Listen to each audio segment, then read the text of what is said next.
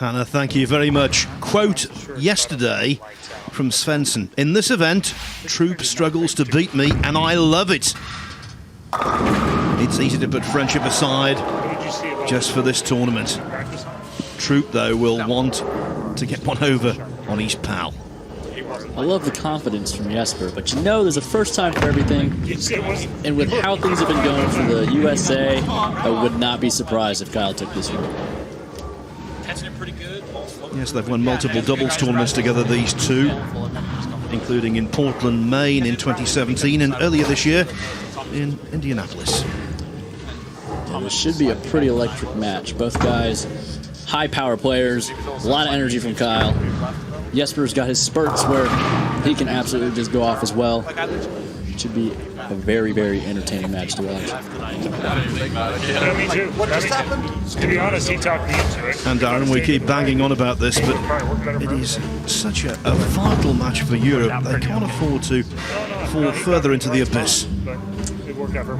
Yeah, I mean, only winning one match per session so far, it's got to be a little deflating. But if anybody can bring him back a positive, it's Jesper. He's been a part of both wins so far, and I think they're really hoping he can bring home a third. So, Matt, you are out there.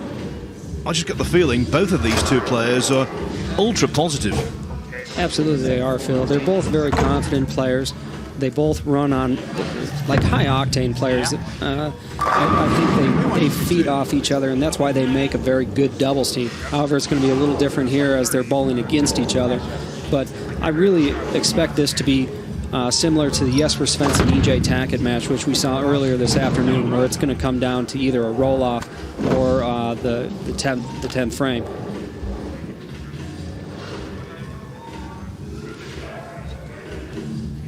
Remember, a race to 23, best of 45. So if the USA do win this one, they'll be just a hair short of halfway to being home.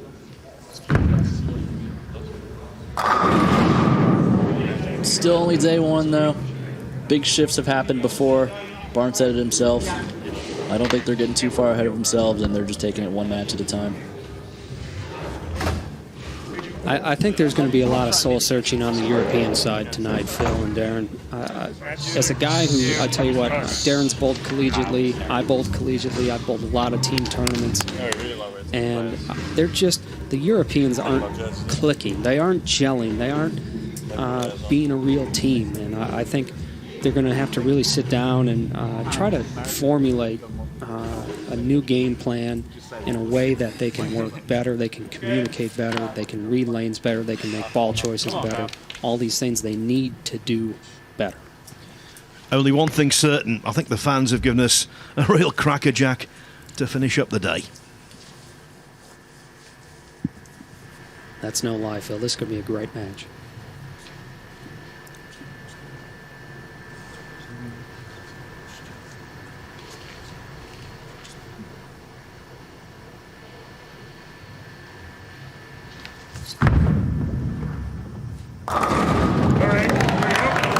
Fro popping off with a nice one to start off the match. Let's see if Jesper can respond. Yeah, what a beautiful shot here by Kyle, and this is where that rev rate comes into play. You see the ball come in light and just pin shrapnel left on the pin deck.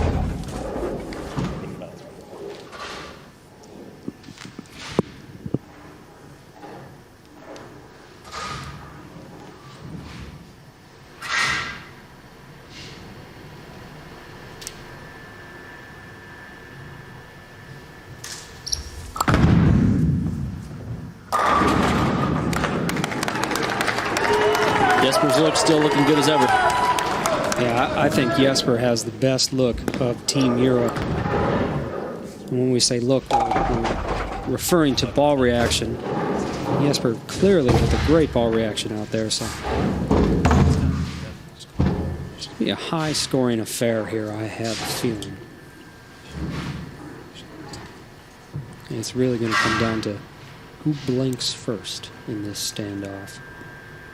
I think if Europe ends up getting this point, they're going to be thanking the fans a ton. Messenger just barely misses there. another good shot from Kyle. This ball's still on line, but perhaps just a little firm off his hand. It just, you can see him, please, get up the hill. Just gets behind the head pin, and Messenger can't get over to the 10. And this is game 2 of the re-oil, right? Yes, it is. That's where Jesper has a little bit of an advantage. See the ball return right there, getting to Kyle. It's been tough. He's got such a long slide that his trail leg bumps into the ball return, like as you can see right there. Yeah, you can see his trail leg just absolutely plasters that ball return there, which is up a good amount from where it normally is. So this is a special construction lane, but of course it's not exactly like the normal bowling centers that we generally compete in.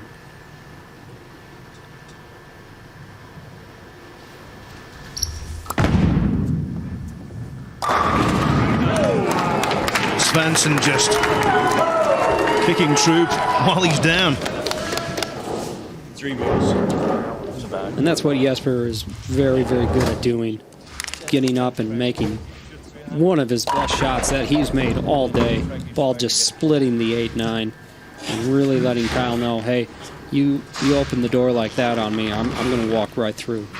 And that's what Team USA has been doing all day to Europe, and it's refreshing to see it happen on the other side. Kyle gets right back on track, though.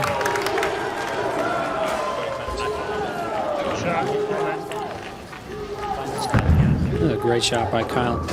A little softer speed. Looks like he made a parallel move left. Didn't get that ball as far left down the lanes. Brought the speed down so the ball could see the lane and set up, get through the pins, make sure that pesky 10 pin didn't stand up.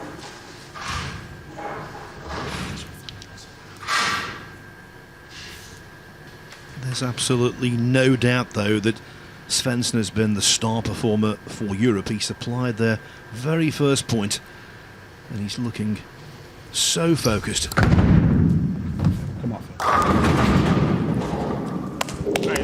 All right, dude. Right down.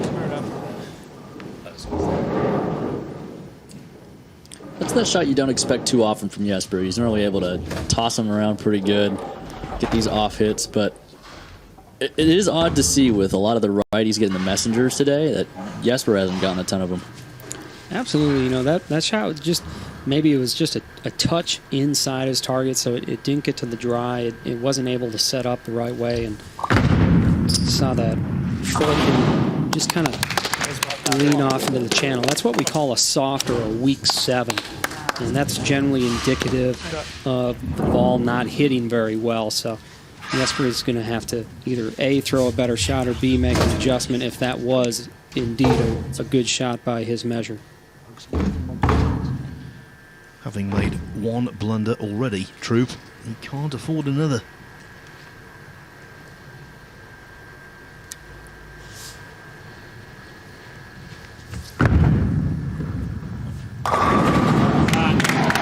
Another great shot there by Kyle, and it's very common to see when a player makes a blunder, like a missed spare, like something like that, they really zone in, and they make some great shots following it just to get back on track. That's another very high flush shot from Kyle, and I wonder, Darren, if he might make probably another move off of that. Yeah, I'd have to believe that he is going to move, and that's what top-tier players are doing all the time. They're making good shots. And no matter whether or not they strike or not, they're still making moves.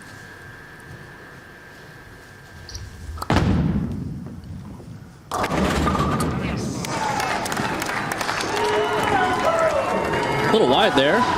Catches a good break, though. Yeah, Jesper went out for a cheeseburger and came back with a steak and potato. There's the Randy reference I was waiting for.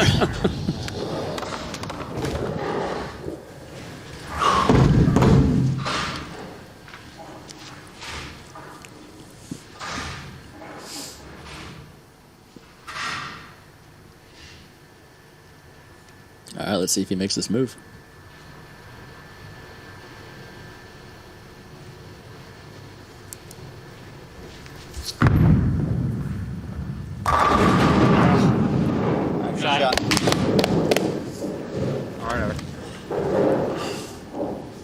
have to believe that he did make the move. It looked like he got steeper with it. It actually didn't look as soft as the previous two either. No, I think it was just a little firm, and you see him. You saw his face right after he got out of it. He knew it was a little quick, and I think one of the things that I've noticed about watching Kyle an awful lot is if he has a miss, it's the tendency to overthrow the ball a little bit, and he just wasn't as soft and didn't wait on that one as well. As Barnes mentioned earlier with Kyle, he's come a long way in the last few years with being able to control his ball speed. And he used to be, this guy that just threw it hard all the time. So if he is going to miss, that's probably it.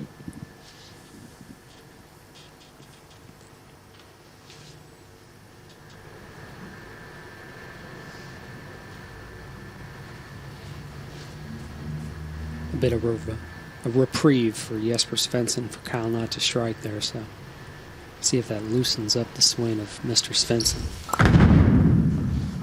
Oh, there it is. Finally gets that bird dog we've been waiting for from Jesper. Speak of the devil and he appears. A big believer in speaking things into existence. Head pin comes across the deck, does the damage. Some great energy from his teammates as well. That's what we love to see. Midway through the match, Europe's lead in this contest, 21 points.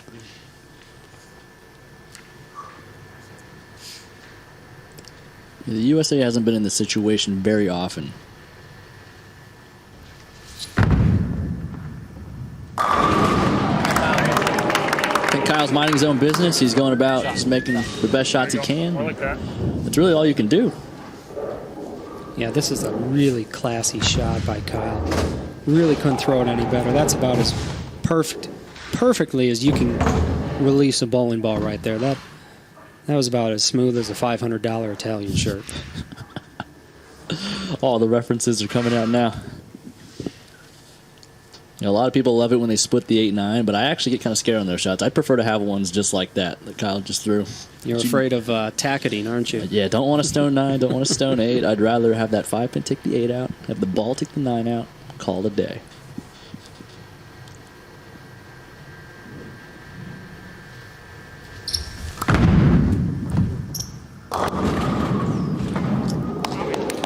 That's just a poor shot right there. Good break, though.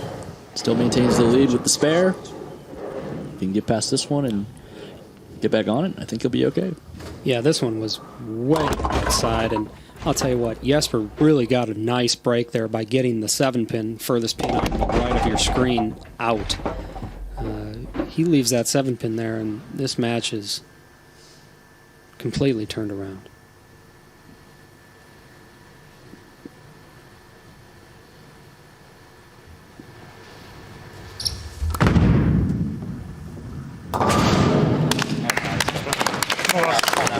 Simple conversion right there. Maintains a 10-pin lead.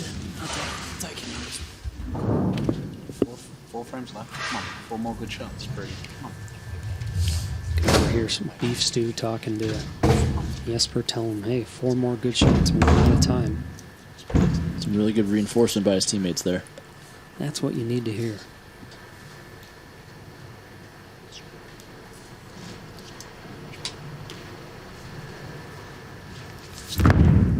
Go. Catching a big break right there. We heard off his hand he made a funny noise. Don't think that was his best shot. Gets away with one. Sometimes in bowling, it's good to have a healthy dose of lady luck on your side, and he just had it right there. Rather be lucky than good. As they say in England, a good bad 'un. Faster. I need to.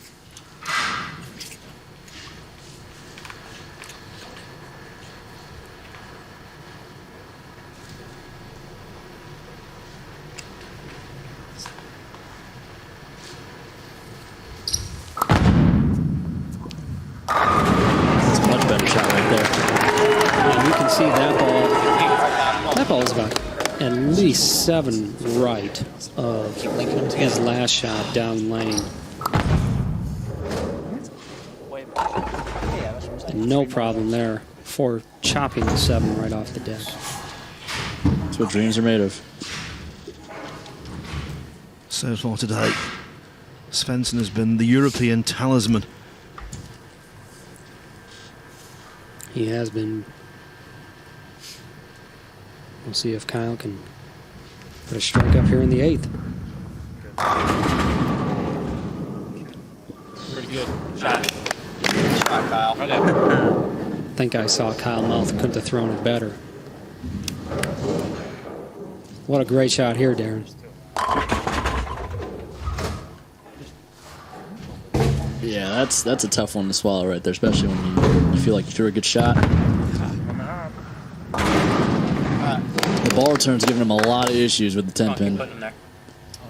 He might have to put some ice on that foot tonight. Barnes was saying that a lot of guys were making parallel moves to the right just to avoid that ball return when they're shooting right side spares.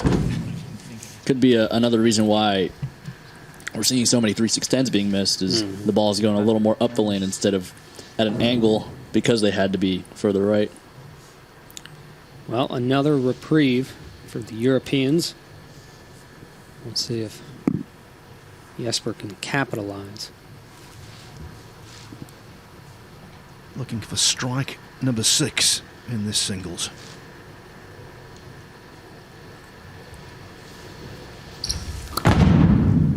Hit the ball. Oh, it gets blocked by the 4-pin. That's really unfortunate there. It never came down, I don't think. Here's a pretty good shot by Jesper. Now watch that 4-pin go into the channel. The neck of the pin sticks out. Head pin comes over to try to knock out the 7, but 4-pin says, not going to happen here.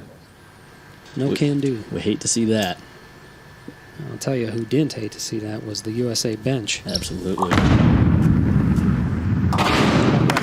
problem on the spare. Nope, good spare there and fill the frame. And Same deal, 2 more good ones. USA can get out for 257. You're up 267, so USA would have to strike in the next 2 frames and hope that Europe goes spare. Yep, we're going to need a little bit of help. Otherwise, we have the very good possibility of a tie.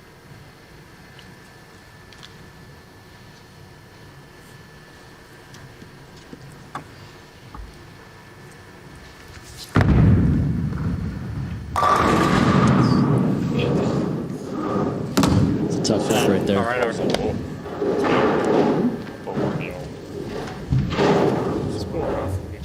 Well, this is when it rains and pours.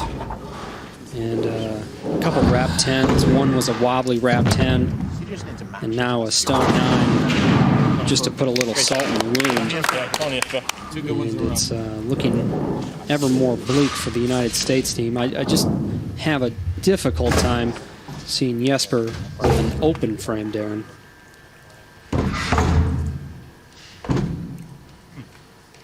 I don't want to jinx it, so I'm not going to say anything. Europe can use all the help they can get right now. Every point. Let's see if Jesper can put up a couple of good shots and end the day on a good note.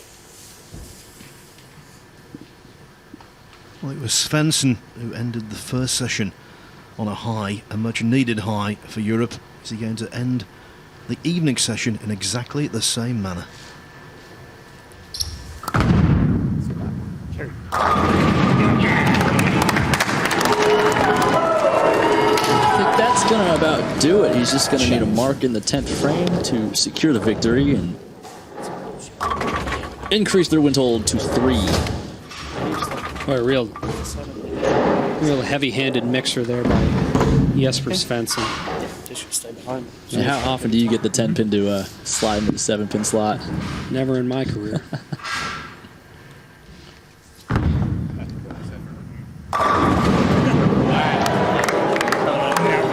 It's always the ones that don't really matter that strike, right? I mean, that keeps them in the match for sure. Yeah, it does matter. Know. I think Kyle walked away a little bit dejected, but it's just never over until it's over. We've seen a lot of weird things happen. We've seen a couple 7-10s.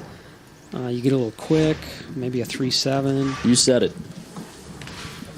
Marks are no gimmies. I've always said marks are no gimmies, but right now, a player of Jesper's caliber, this should be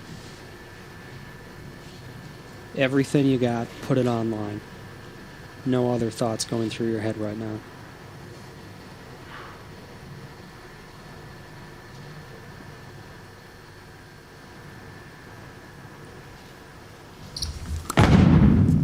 Get their ball. He's got to make it to win, otherwise we have a tie. Yep, that guarantees the tie. Spare to win. Give the Europeans a much-needed feel-good as they head to bed for the evening. Can he end this session exactly as he concluded the afternoon?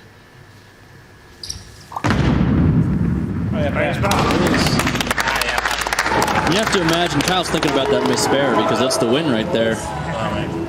Yeah, absolutely. That was, Or at least a tie. yeah, that was all the difference in the world.